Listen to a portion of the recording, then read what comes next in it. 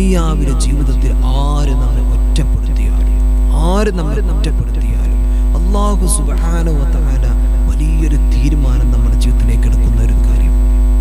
പല ആളുകളും ആത്മഹത്യ ചെയ്യുന്നത് ഭർത്താവിന് സ്നേഹമില്ല എന്ന് പറഞ്ഞിട്ടല്ലേ? അല്ലെ, ഈ അമല് ചെയ്തോളി, ഈ അമല് ചെയ്താൽ ഭർത്താവിന് സ്നേഹമായി. പല ആൾക്കാരും പറഞ്ഞതാണ്, ഉസ്താദേ എൻ്റെ ഭർത്താവിന് എന്നോട് സ്നേഹമില്ല, എൻ്റെ ഭർത്താവ് എവിടൊക്കെയോ പോയി കിടക്കുകയാണ്, അവർക്ക് ആരോടൊക്കെയോ ബന്ധങ്ങളാണ്. ഇങ്ങനെ പറയുന്ന എൻ്റെ പ്രിയപ്പെട്ട ഉമ്മമാരെ, ഞാൻ നിങ്ങൾക്കൊരു കാര്യം ഞാൻ പഠിപ്പിച്ചു തരാം. അല്ലാഹുവേ, ഭാര്യയ്ക്ക് സ്നേഹമില്ല ഉസ്താദ് എന്ന് പറയുന്ന എത്രയോ ഉപ്പമാരുണ്ട്, എത്രയോ ചെറുപ്പക്കാരുണ്ട്. നിങ്ങൾക്ക് ഞാനൊരു അമല് പറഞ്ഞു തരാം എൻ്റെ പ്രിയമുള്ളവരെ. അല്ലാഹുവിന്റെ ഹബീബ് സല്ലല്ലാഹു അലൈഹി വസല്ലം തങ്ങൾ അതാ ഇസ്ലാമിക സമൂഹത്തിൽ ഒരു യുദ്ധം നടന്നു. എല്ലാവരും പടച്ചവനെ യുദ്ധത്തിന് വേണ്ടി പുറപ്പെട്ടു, യുദ്ധത്തിന്റെ പറമ്പിലേക്ക് പോവുകയാണ്. യുദ്ധം കഴിഞ്ഞ് എല്ലാവരും തിരിച്ചു പോരുകയും ചെയ്യുകയാണ്. അങ്ങനെ യുദ്ധം കഴിഞ്ഞ് പോരുമ്പോൾ ആയിഷ ബീവി റളിയല്ലാഹു തആല അൻഹ അടക്കമുള്ള മഹതിമാർ അതാ യാത്രയിലുണ്ട്. ആ യാത്രയിൽ എല്ലാവരും ഉണ്ട്. അങ്ങനെ ഒരു സ്ഥലത്ത് എല്ലാവരും തന്റെ ആവശ്യങ്ങൾക്ക് വേണ്ടിയിട്ട് ഇറങ്ങാൻ. ആയിഷ ബീവി റളിയല്ലാഹു തആല അൻഹ തന്റെ ആവശ്യം കഴിഞ്ഞിട്ട് അതാ തന്റെ ഒട്ടകത്തനിക്ക് വേണ്ടിയിട്ട് മറക്കപ്പെട്ടിട്ടുള്ള ആ ഒരു ഒട്ടകക്കട്ടിൽ അതിന്റെ ഉള്ളിലേക്ക് ഇങ്ങനെ വന്ന് കയറിയപ്പോഴാണ് പടച്ചവനെ തന്റെ കഴുത്തിലുള്ളൊരു മാലയുണ്ട്, അത് കാണുന്നില്ല. ആയിഷ ബീവി റളിയല്ലാഹു തആല അൻഹ ചിന്തിച്ചു പോയി, പടച്ചവനെ ഇത് എവിടെയായിരിക്കും? അപ്പോഴാണ് ആലോചിച്ചു പോയത്, ഒട്ടകത്തിന്റെ മുകളിൽ വന്ന് കയറി ഇരുന്നിട്ടാണ് ആലോചിക്കുന്നത്, ഞാൻ അവിടെ തന്റെ ആവശ്യങ്ങൾക്ക് പോയി അവിടെ മറന്നു വെച്ചിട്ടുണ്ട്, അവിടെ ഊരി വെച്ചിട്ടുണ്ട്. ആയിഷ ബീവി റളിയല്ലാഹു തആല അൻഹ അത് എടുക്കാൻ വേണ്ടി പോയല്ലോ. പടച്ചവനെ, തിരിച്ചിങ്ങനെ വരുന്ന സമയം ഈ സംഘം അവിടുന്ന് പോയിട്ടുണ്ട്. എല്ലാവരും വിചാരിച്ചു ആയിഷ ബീവിക്ക് വന്ന് കയറുന്നത് കണ്ടിട്ടുണ്ട് എല്ലാവരും, പക്ഷെ പോകുന്നത് ആരും കണ്ടിട്ടില്ല.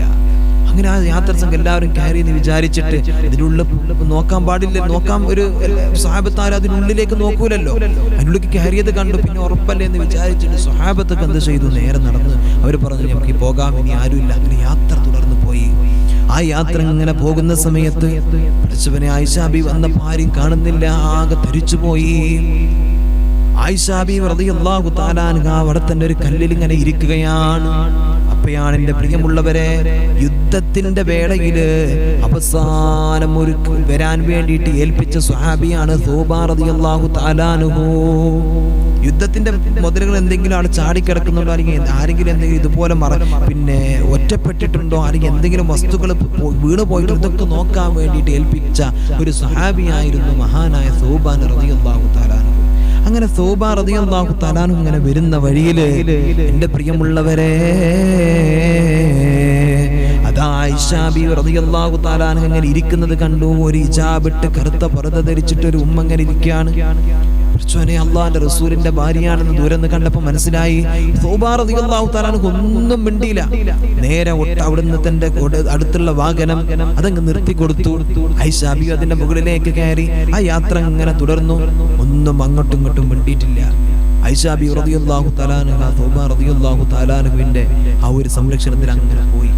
അങ്ങനെ പട്ടണത്തിലേക്ക് എത്തിയപ്പോൾ എല്ലാവരും ഇങ്ങനെ ജോലിക്ക് പോകാൻ നിൽക്കുന്ന സമയമാണ്, എല്ലാവരും ഇങ്ങനെ ഇറങ്ങുന്ന സമയമാണ്.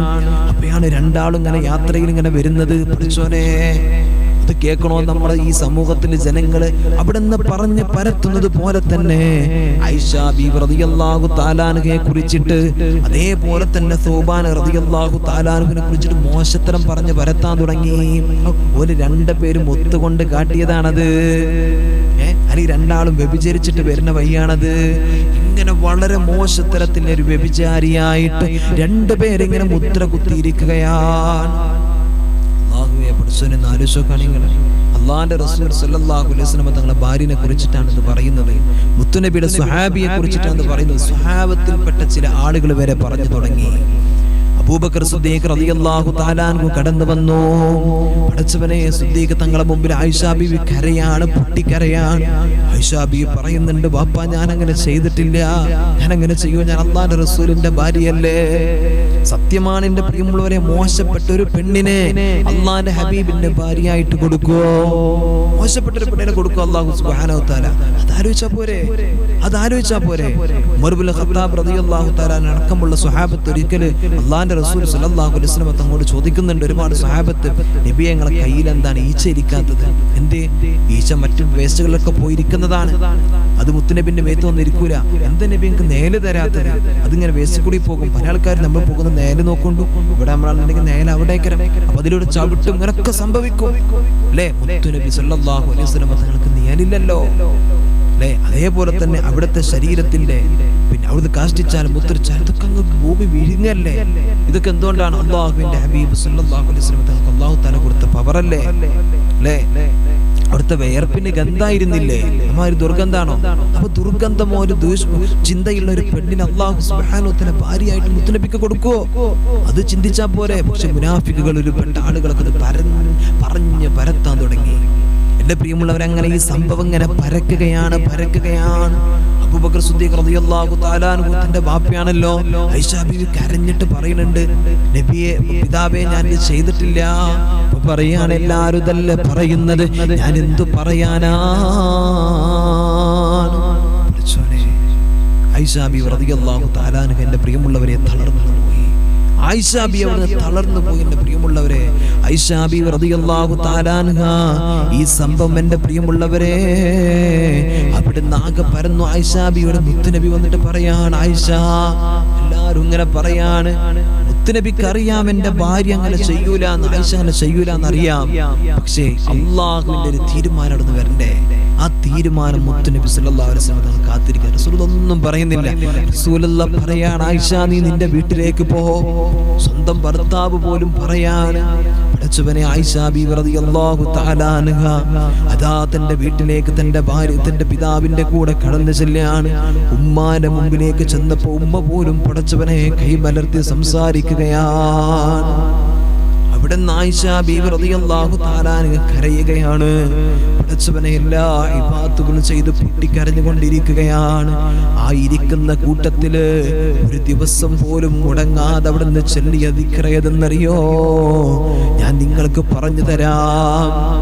പാപ്പ കൈവിട്ടു, ഉമ്മ കൈവിട്ടു, ഭർത്താക്കന്മാര് കൈവിട്ടു, കൂട്ടുകാരികള് കൈയൊഴിഞ്ഞു. പടച്ചവനെ, സ്വന്തം ഭർത്താവ് പോലും കൈയൊഴിഞ്ഞു. അല്ലാഹുവേ, നാട്ടുകാരെല്ലാവരും കളിയാക്കാൻ തുടങ്ങി. ഇങ്ങനൊക്കെ വന്ന സന്ദർഭത്തിലും ആയിഷ ബീവി റളിയല്ലാഹു തആല അൻഹ അവിടുന്ന് മുറുകെ പിടിച്ചൊരു കാര്യമാണ്, ഹസ്ബുനല്ലാഹു വ നിഅമൽ വകീൽ വ നിഅമൽ മൗലാ വ നിഅമൻ നസീർ. പരമേൽപ്പിക്കാൻ പറ്റുന്നത് പടച്ച തമ്പുരാന് മാത്രാണ്. ആ പടച്ച റബ്ബിനെ മതി എനിക്കെന്ന് അർത്ഥം വരുന്ന പരിശുദ്ധമായ വചനമുണ്ടല്ലോ, ആ വചനം ചൊല്ലി ആയിഷ ബീവി റളിയല്ലാഹു തആല അൻഹ അതായതെന്നും ചൊല്ലും. മുത്തുനബി ഇങ്ങനെ വരുന്നുണ്ടോ എന്നിങ്ങനെ നോക്കും തന്റെ വീടിന്റെ കവാടത്തിൽ നിന്നിട്ട്. അങ്ങനെ ദിവസങ്ങൾ കഴിഞ്ഞു. പടച്ചവനെ, കുറഞ്ഞ 10-15 ദിവസമേ ആയിട്ടുള്ളൂ. അതിന്റെ ഉള്ളിലതാ മുത്തുനബി സല്ലല്ലാഹു അലൈഹി വസല്ലം തങ്ങൾ ഇങ്ങനെ ഓടി കിതച്ചു വരികയാണ്. അള്ളാന്റെ തീരുമാനം വന്നു, അള്ളാന്റെ മറുപടി വന്നു. ആയിഷ, നീ എന്ത് അമലാണ് ചെയ്തിരുന്നത്? ആയിഷ ബീവി റളിയല്ലാഹു തആല അൻഹ പറഞ്ഞു, നബിയേ, ഞാൻ ഈ ദിക്ർ പതിവായി ചൊല്ലിയിരുന്നു. ആര് കൈവിട്ടാലും അവിടുന്ന് പടച്ചോന് കൈവിടൂല. ഇസ്രായേലിക്ക് പിടിച്ചു നിൽക്കാനുള്ളൊരു മനസ്സ് അല്ലാഹു സുബ്ഹാനഹു വ തആല നമുക്ക് നൽകും. അല്ലാഹു നമുക്ക് നൽകട്ടെ.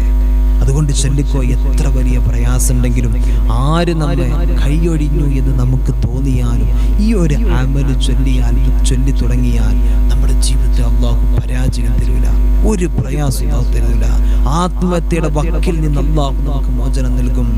എത്ര പരാജയം നമുക്ക് വന്നാലും ആ പരാജയത്തിന്റെ പുറമെ വലിയൊരു വിജയം പടച്ച തമ്പുരാൻ നമുക്ക് കാണിച്ചു തരും. അതിനെ പറ്റിയൊരു നല്ലൊരു അമലാണ്. ആത്മാർത്ഥമായിട്ട് നമ്മൾ ഹസ്ബുനല്ലാഹു വ നിഅമൽ വകീൽ വ നിഅമൽ മൗലാ വ നിഅമൻ നസീർ. അല്ലാഹു തൗഫീഖ് നൽകട്ടെ. നമ്മുടെ പ്രയാസങ്ങൾക്ക് അല്ലാഹു മാറ്റി തരട്ടെ. റഹ്മുറാഹിമായ രാജസയ്യിദായ അല്ലാഹുവേ, ഞങ്ങളുടെ ക്ലാസ് സ്വീകരിക്കണേ റഹ്മാനേ.